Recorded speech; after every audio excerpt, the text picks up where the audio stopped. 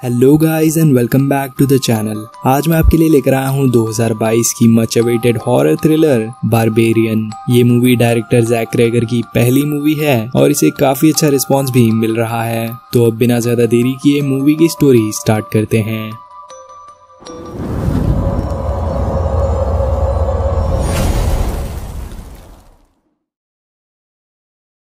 Movie के start में हम देखते हैं एक टेस नाम की लड़की को जो अपने रेंट किए हुए एयरबीएनबी की इंस्ट्रक्शंस पढ़ रही थी। उसमें लिखा था कि घर की चाबी एक की बॉक्स में रखी है और उस पर एक कोड भी लिखा हुआ था। साथ ही लिखा था कि वहाँ सिर्फ एक ही चाबी मौजूद है। इस घर का एड्रेस है 476 बारबरी और मैं आपको बता दूं कि ईयर 476 में ही बारबेरियंस ने रोम पर इन्वेड किया था।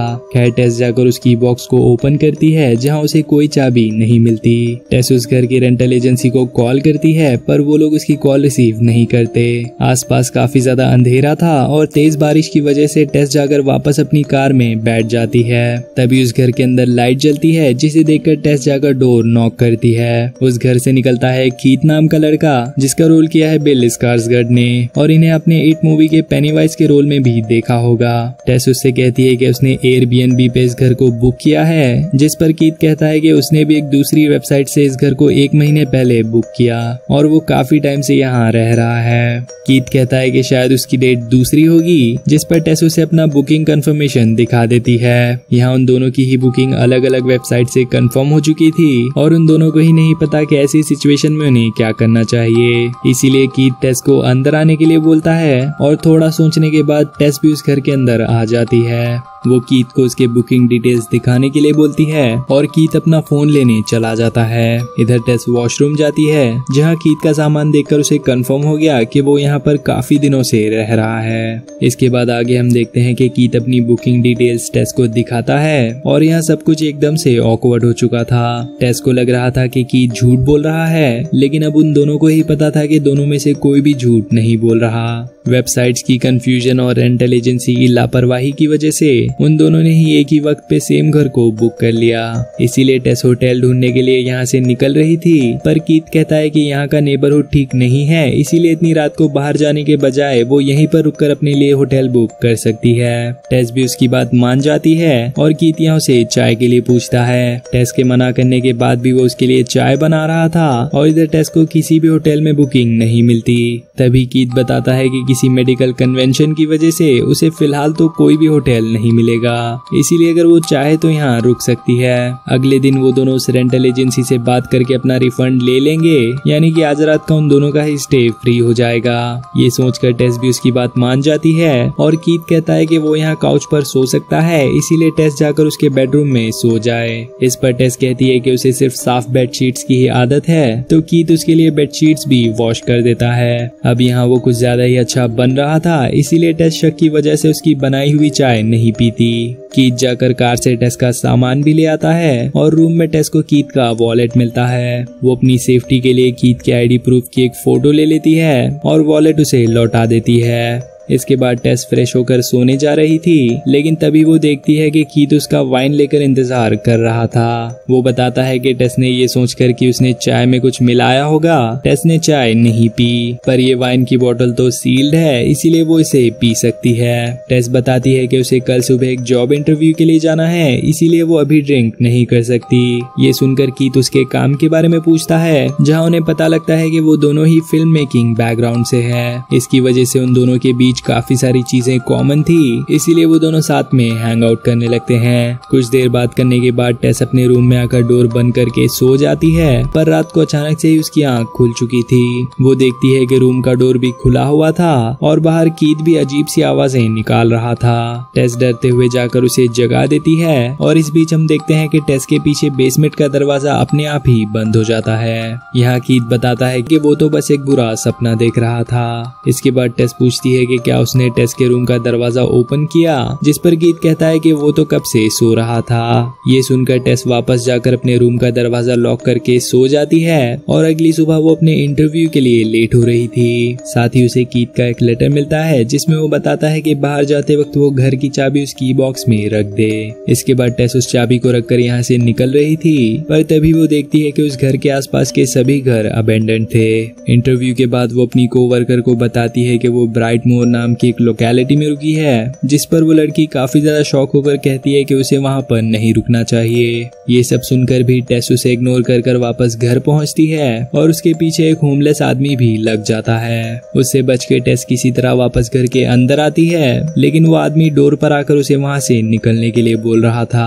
टेस तुरंत ही 911 पे कॉल करके उस आदमी के बारे में बता देती है, पर ऑपरेटर कहती है कि उस एरिया में उनकी कोई भी यूनिट मौजूद नहीं है, पर अगर टेस को कुछ ज्यादा ही इमरजेंसी हो तो वो उसके लिए पुलिस भेज सकते हैं। लेकिन तब तक टेस देखती है कि वो आदमी वहाँ से जा चुका था। ये देखकर टेस अपने आप को शांत कर रही थी और तभी वो नोटिस करती है कि बाथरूम में टॉयलेट पेपर खत्म हो चुका था। टेस टॉयलेट पेपर सभी जगह ढूंढ रही थी और आखिरकार बेसमेंट में उसे वो पेपर मिल जाता है। उसे लेकर टेस बाहर निकल रही थी, पर तभी वो दरवाजा हवा की वजह से बंद हो जाता है। काफी कोशिश करने के बाद भी वो उस डोर को ओपन नहीं कर पाती, इसीलिए टेस कीथ का इंतजार करते हुए बैठ जाती है। तभी उसे याद आता है कि उसने अपना फोन रूम में रखा है और साथ ही वो घर की चाबी भी अपने साथ ले आई थी, यानी कि ना ही वो किसी को मदद के लिए बुला सकती है और ना ही कीथ घर के अंदर आ पाएगा। आसपास देखने पर उसे एक विंडो तो नजर आती है, लेकिन वो उसे खोल नहीं पाती। उस विंडो को तोड़ने के लिए टेस कुछ ढूंढ रही थी और तभी उसे दीवार में लगी एक रोप नजर आती है। जब टेस उस रोप को खींचती है तो वहाँ एक सीक्रेट डोर ओपन हो जाता है। टेस यहाँ समझदारी दिखाते हुए उस डोर के अंदर नहीं जाती,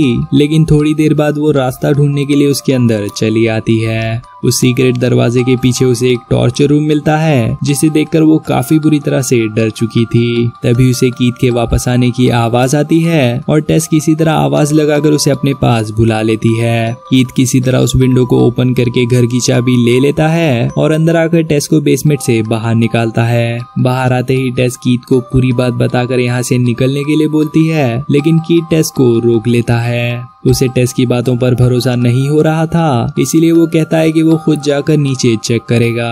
तब तक वो टेस को यहीं पर रुकने के लिए बोलता है, क्योंकि अगर फिर से बेसमेंट का दरवाजा बंद हो तो टेस उसे वहां से निकाल सकती है। इतना कहकर कीथ नीचे जाता है और काफी देर वेट करने के बाद भी वो वापस नहीं आता। ये देखकर टेस एक चेयर को उस डोर में फंसाकर उसी टॉर्चर रूम में पहुंचती है, पर कीथ वहां पर नहीं था। तभी टेस को एक और दरवाजा मिलता है और उसके नीचे थी एक पूरी की पूरी अंडरग्राउंड केव। वहां से कीथ उससे मदद मांग रहा था, इसीलिए टेस उस केव के अंदर आ जाती है। वो केव काफी ज्यादा बड़ी थी और वहाँ कुछ केजेस भी रखे हुए थे।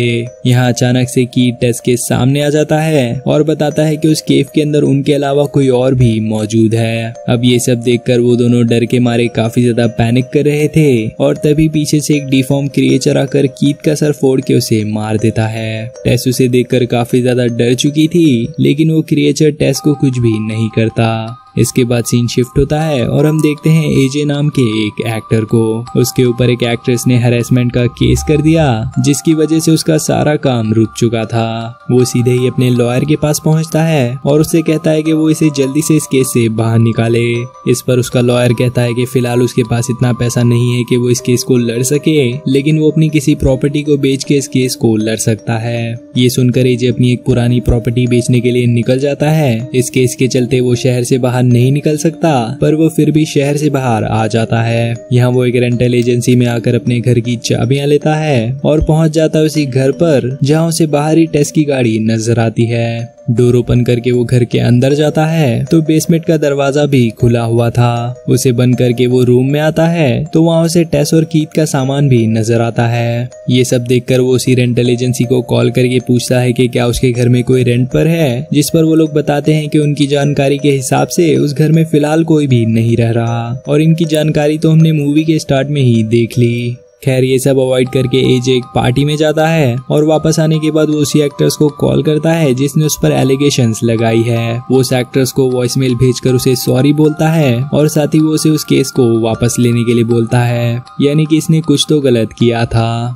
अगली सुबह अपने हैंगओवर से निपटने के बाद वो टेस का सामान चेक कर रहा था, लेकिन उसे कोई इन्फॉर्मेशन नहीं मिलती। इसके बाद टेस की कार की चाबी देखकर उसे याद आता है कि बेसमेंट का दरवाजा खुला हुआ था, इसीलिए वो वहां जाकर आवाज देता है। तभी उसे नीचे से भी किसी की आवाज आती है और ये देखकर वो अपने साथ एक टॉर्च और चाकू लेकर नीचे जाता है। यहाँ हम देखते हैं कि वो सीक्रेट दरवाजा बंद हो चुका था, लेकिन एजे उस रोप को खींच के वापस दरवाजा ओपन कर लेता है। इसके बाद वो अंदर जाकर उस टॉर्चर रूम को देखकर काफी ज्यादा खुश हो जाता है क्योंकि अब उसे अपनी प्रॉपर्टी के और भी ज्यादा पैसे मिल सकते हैं। ऊपर आकर वो चेक करता है कि क्या ऐसी जगह उसके घर के साथ इंक्लूड होगी, तो उसे उसका जवाब मिल चुका था। एजे पूरी एक्साइटमेंट के साथ नीचे जाकर उस टॉर्चर रूम की मेजरमेंट ले रहा था और तभी उसे वो केव का दरवाजा भी मिल जाता है। इसे देखकर उसकी एक्साइटमेंट का लेवल बढ़ चुका था, इसीलिए वो बिना कुछ सोचे सीधा ही उस केव के अंदर चला जाता है। वो जल्दी से उस केव को भी मेजर कर रहा था और तभी उसे उस केव के अंदर एक रूम मिलता है जिसके अंदर शायद से कोई अभी भी रहता है।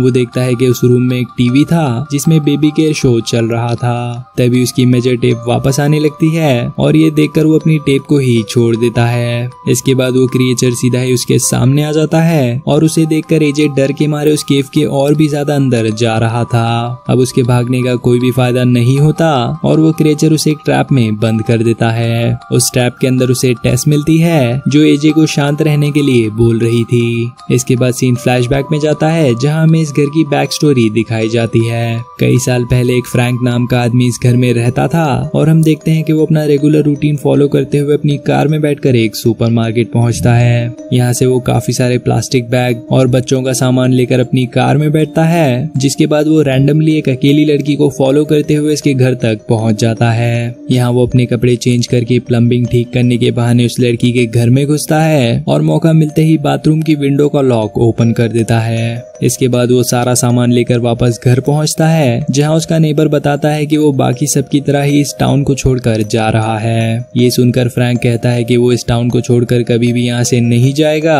और इतना कहकर वो अपना सामान लेकर वापस घर के अंदर आ जाता है। फ्रैंक वो सारा सामान लेकर बेसमेंट में जाता है जहाँ से एक लड़की के चीखने की आवाज भी आ रही थी। इसके बाद सीन वापस से प्रेजेंट में शिफ्ट होता है जहाँ टेस एजे को बताती है कि वो क्रिएचर एक फीमेल है। वो काफी ज्यादा पावरफुल और मेंटली अनस्टेबल है और वो उन्हें यहाँ अपने बच्चों की तरह पालना चाहती है। अगर वो जैसा चाहती है वो दोनों वैसा ही करेंगे तो वो दोनों यहाँ से बच के निकल सकते हैं। उसके इतना कहते ही वो क्रिएचर वहाँ पर पहुँच जाती है और एक फीडिंग बोतल से उन दोनों को ही दूध पिलाने लगती है। टेस तो उसे पी लेती है लेकिन एजे उसे नहीं पीता।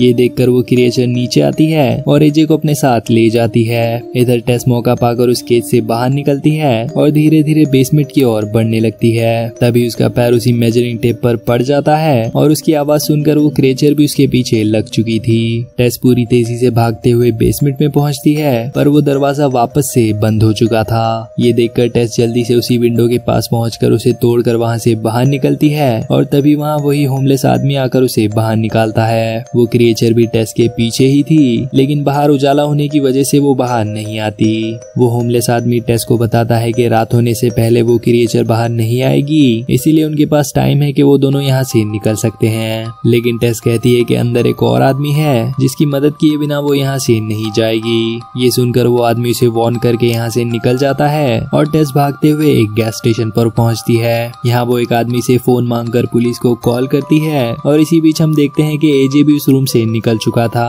वो उस केव के और भी ज्यादा अंदर जाता है जहाँ उसे एक बेल नजर आती है। उस बेल के रास्ते को फॉलो करते हुए उसे एक दरवाजा मिलता है पर तभी पीछे वो क्रिएचर भी पहुंच चुकी थी। वो दूर से ही एजे को देख रही थी लेकिन वो उसके पास आने के बजाय वहां से चली जाती है। ये देखकर एजे उस दरवाजे को खोलकर अंदर जाता है जहां उसे मिलता है फ्रैंक। फ्रैंक अब भी जिंदा था लेकिन उसकी हालत काफी ज्यादा खराब थी। दूसरी तरफ टेस पुलिस ऑफिसर्स को सारी बात बता देती है लेकिन उसकी हालत देखकर उन्हें लगता है कि शायद वो कोई होमलेस औरत है जिसका दिमाग खराब हो चुका है। काफी समझाने के बाद भी वो लोग उसकी बात पर यकीन नहीं करते, इसीलिए वो उन्हें उस घर के पास ले आती है। यहाँ क्योंकि उसके पास घर की चाबी नहीं थी इसीलिए वो उन ऑफिसर्स को दरवाजा तोड़ने के लिए बोलती है। ये सब देखकर वो लोग उसे पागल समझ के यहाँ से निकल जाते हैं और इधर एजे को कुछ पुरानी VCR टेप्स मिलती है। उन सभी टेप्स के ऊपर काफी सारी अजीब सी चीजें लिखी हुई थी और उन्हें प्ले करके एजे समझ गया कि फ्रैंक कोई अच्छा इंसान नहीं है। फ्रैंक ने काफी सारी लड़कियों को किडनैप करके उनके ऊपर अजीब अजीब से एक्सपेरिमेंट किए और वो क्रिएचर भी फ्रैंक का ही एक एक्सपेरिमेंट है। इस बीच फ्रैंक ने अपनी गन निकाल ली थी लेकिन वो एजे को मारने के बजाय खुद को ही शूट कर लेता है। दूसरी तरफ हम देखते हैं कि टेस एक विंडो तोड़कर अपने कार की चाबी लेकर वहाँ से निकल रही थी और तभी वो क्रिएचर भी वहाँ पहुँच जाती है। टेस सीधे ही अपनी कार से उसे टक्कर मार देती है और उसके शांत होने के बाद वो कार से निकलकर वापस बेसमेंट में जाती है। इधर एजे फ्रैंक की गन लेकर बाहर निकल रहा था और वो टेस को क्रिएचर समझकर शूट कर देता है, लेकिन किस्मत से टेस को ज्यादा चोट नहीं लगती और एजे उसे लेकर बाहर निकलता है। यहाँ वो लोग देखते हैं कि वो क्रिएचर कार के पास से गायब हो चुकी थी, इसीलिए वो दोनों पैदल यहाँ से निकल रहे थे और तभी वही होमलेस आदमी उन्हें अपने शेल्टर में ले लेता है। वो आदमी बताता है कि सुबह वो क्रिएचर वापस अपने घर में चली जाएगी और तब वो दोनों यहाँ से निकल सकते हैं। एजे कहता है कि सुबह तक टेस ब्लड लॉस की वजह से मारी जाएगी और क्या पता उससे पहले वो क्रिएचर यहाँ पहुंचकर उन तीनों को ही मार दे।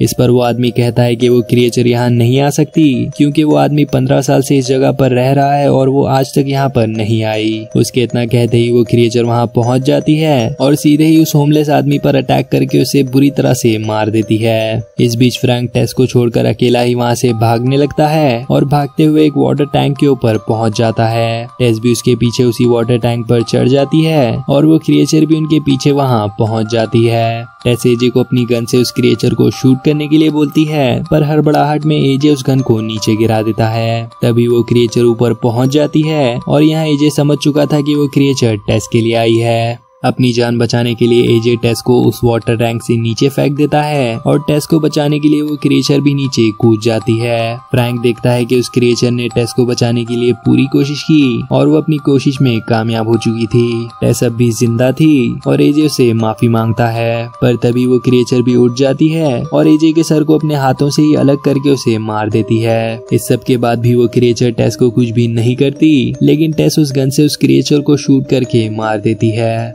इसके बाद फाइनली टेस यहाँ से निकल जाती है और इसी के साथ ये मूवी यहाँ पर एंड हो जाती है। तो गाइज आपको ये मूवी कैसी लगी मुझे कमेंट करके जरूर बताना और साथ ही अगर वीडियो पसंद आया तो इसे लाइक करने के बाद चैनल को सब्सक्राइब करके बेल आइकन भी ऑन कर देना, क्योंकि मैं आपके लिए ऐसी इंटरेस्टिंग मूवीज लाता रहता हूँ। तो गाइज अब मिलते हैं फिर किसी दिन एक और नई वीडियो में किसी और मूवी के साथ। तब तक के लिए टेक केयर और अगर आपने यहाँ तक वीडियो देख लिया है तो थैंक्स फॉर वॉचिंग।